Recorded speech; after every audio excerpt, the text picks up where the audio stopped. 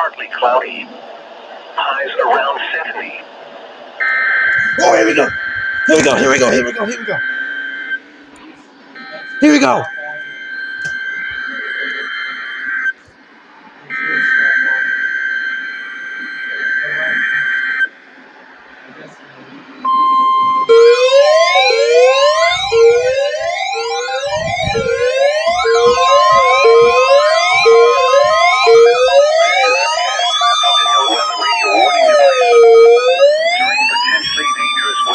Specially built receivers are automatically activated to warn of the impending hazard.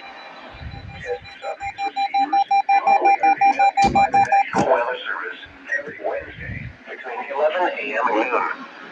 When there is a threat of or existing severe weather in the area on Wednesday, the test is postponed until the next good weather day.